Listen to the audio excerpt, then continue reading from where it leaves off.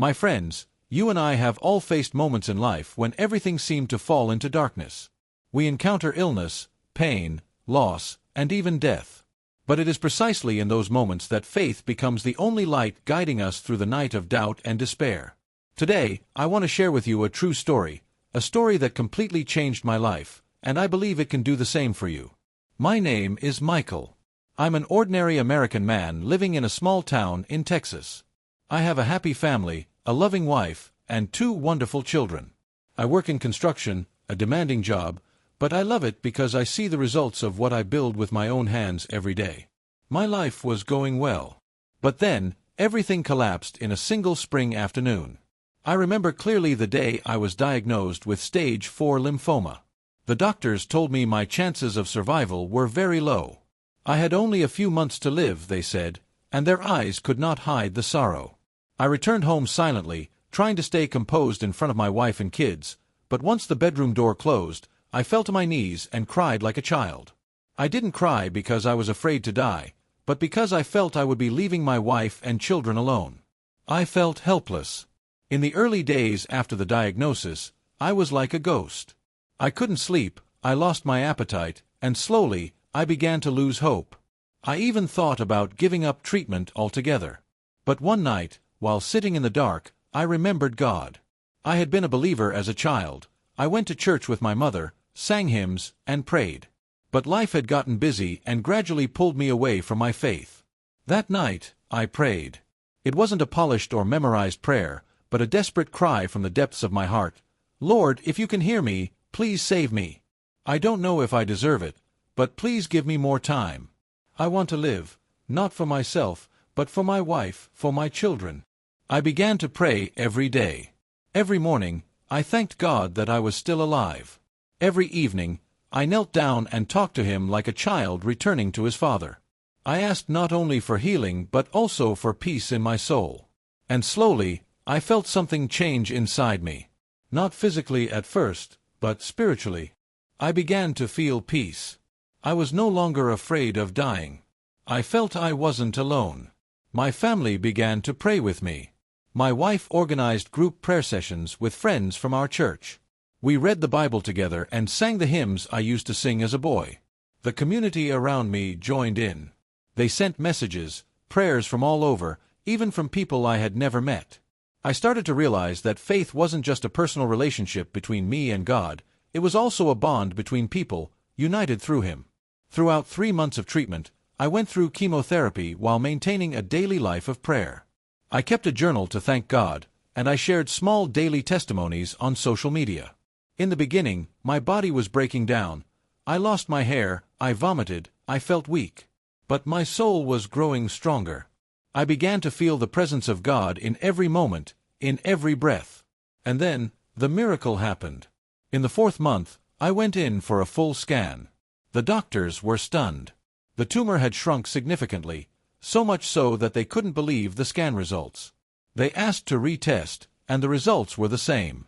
After 6 months of treatment and relentless prayer, they announced that there were no more signs of cancer. I was completely healed. They called it a rare case in medical science. I called it a miracle from God.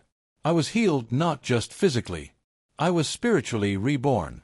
I rediscovered my faith, my purpose in life. I started participating in prayer groups, sharing my story at gatherings, conferences, and even on local television. I encouraged people to return to their faith, even when all hope seemed lost. My dear friends, I share this story not to impress or move anyone emotionally. I share it because I know many people out there are going through something similar. Maybe you're facing illness, loss, or unspeakable pain. I want you to know, you are not alone. There is a God who always listens, always walks beside you, and always has His arms open to welcome you back. Faith doesn't mean we will never suffer.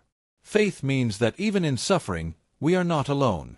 Prayer isn't a magic formula to get what we want. It's a journey back to God, to let Him take our hand and walk us through the storm. My story may be a miracle, but more important than the miracle is the inner transformation I experienced.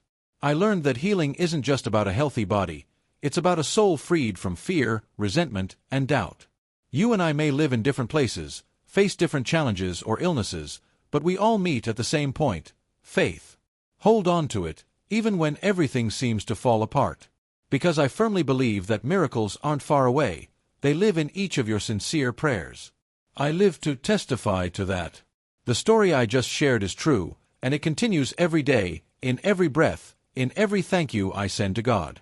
And I pray that this story will also live in you, so that one day, you too will tell your own miracle. Amen.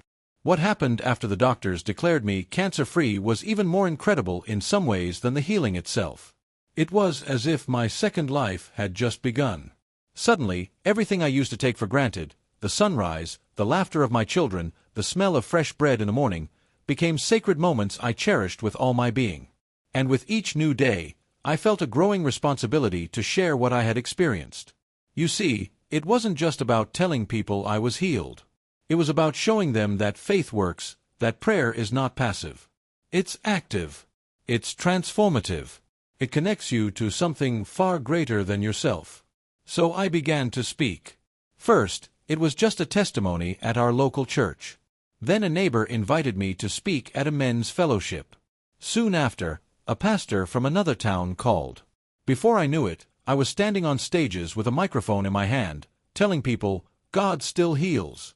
He still hears. And He never leaves you.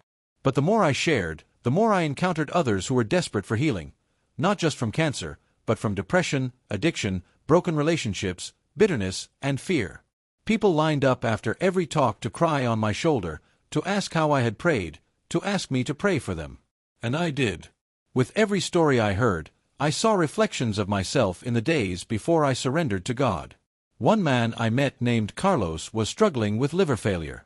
He had lost faith, lost his family, and lost his will to live.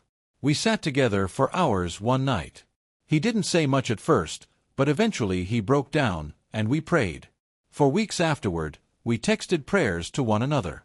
Months later, he sent me a photo. He was healthy again. But more than that, he was smiling, truly smiling. He had reconciled with his kids. He had found his way back to church. That was a miracle too.